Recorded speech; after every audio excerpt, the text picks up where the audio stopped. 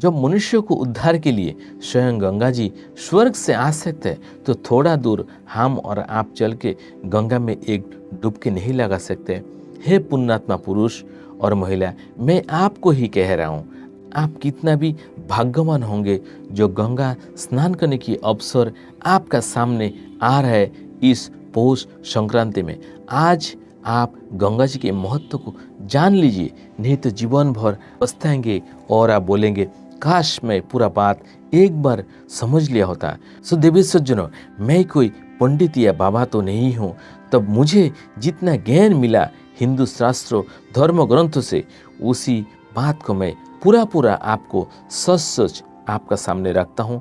तो आइए चलते हैं टॉपिक की तरफ। आपसे एक अनुरोध करता हूँ, इस चैनल में अगर आप पहली बार है तो सब्सक्राइब और शेयर जरूर कर देना। कि सज्जनों, असल में गंगा जी की महिमा को पूरी तरह से कोई बता नहीं सकता है, पर आज आप जितना ही जानेंगे उतना भी बहुत ही कम है। किसी मनुष्य की बस की बात नहीं है, फिर भी मुझे जितना ज्ञान प्राप्त हुआ वही मैं आपका चरण में समर्पित करता हूँ। गंगा जी ही एक ऐसा तीर्थ है जिनकी दर्शन मात्र से ही सारे पाप नष्ट हो जाते हैं। जो स्त्री या फिर पुरुष चाहता है कि उन्होंने बहुत पाप कर लिया है और वो पाप तुरंत नष्ट हो जाए, वो एकमात्र गंगा जी ही है, जिसमें गंगा माँ को स्मरण करके डुबकी लगाने से सारे पाप नष्ट हो जाते हैं।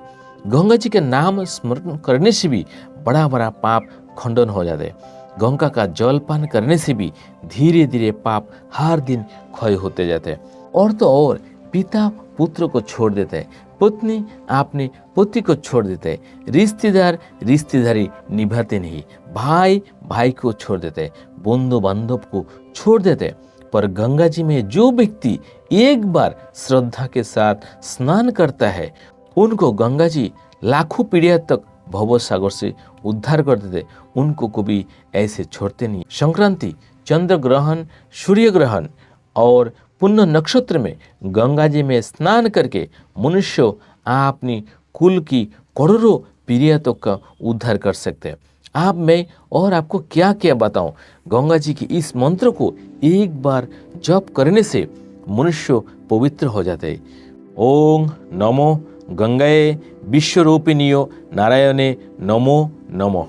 ये मंत्र साक्षात श्रीहरि ने ही बताया है, और इस लाइन का जो मतलब है, भगवान श्री नारायण से ही प्रकट हुई विश्वरूपिणी गंगा जी को नमस्कार है। ये उस लाइन का मतलब है। इस तरह बहुत सारे कथाएं हैं जो मनुष्य उसका महत्व पूरी तरह से वर्णन करने में असमर्थ है। शास्त्र में लिखा है, जो मनुष्य गंगा जी की मिट्टी अपने मस्तक पर धारण करते हैं, वो गंगा में स्नान किए बिना ही सब पापों से मुक्त हो जाते हैं। गंगा जी की लहरों से सटकर बहने वाली वायु यदि किसी शरीर को स्पर्श करती है, तो वो घोर पापों से शुद्ध होकर स्वर्ग का उपभोग करते हैं। मनुष्य की हड्डी जब तक गंगा जी के जल में पड़े रहती है, उतने ही वर्षों तक स्वर्ग में प्रतिष्ठित होती है। माता पिता, बंधु बांधव, अनाथ तथा गुरुजन की हड्डी गंगा जी में गिराने से मनुष्य को भी स्वर्ग से भ्रष्ट नहीं होते। जो मानव आपने पितरों की हड्डियों को टुकड़े बटोर कर उन्हें गंगा जी में डालने के लिए ले जाता है, वो पग पग पर अश्वमेध यज्ञ का फल प्राप्त होता है। गंगा तीर पर बसे हुए गांव, पशु पक्षी, कीड़े मकोड़े, सभी प्राणी चौराचर जो भी है, उनका जीवन धन्य है।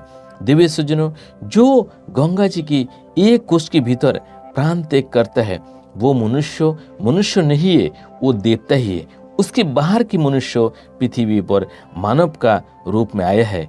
गंगा स्नान के लिए यात्रा करता हुआ यदि कोई रास्ता में ही मर जाए, वो भी स्वर्ग में ही उनको जगह मिलता है।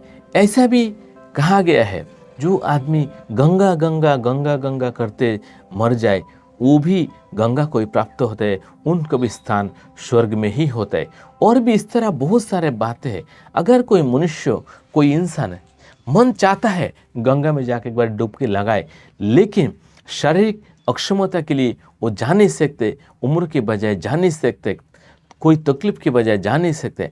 अगर किसी इंसान को वो अपना खर्च देकर उनको गंगा में स्नान करवाए या फिर डुबकी लगाए, चाहे कोई भी आदमी हो, जाना हो या अनजाना हो, गंगा स्नान के लिए जो गया है उनको भी पुण्य मिलता है, पर जो खर्च देकर भेजता है उनको उसका दुगुना फल मिलता है। इतना भी आपको मैं बता देता हूँ। और इस तरह का बहुत सारा सीक्रेट आपको इस चैनल में मिलते रहेगा। अभी तक आपने सब्सक्राइब नहीं किया तो ज़रूर सब्सक्राइब कर लीजिए, ताकि आप आगे जानेंगे और अलग अलग टॉपिक के बारे में। Thank you so much. आज के लिए इतना ही। आपका दिन शुभ रहे। Thank you.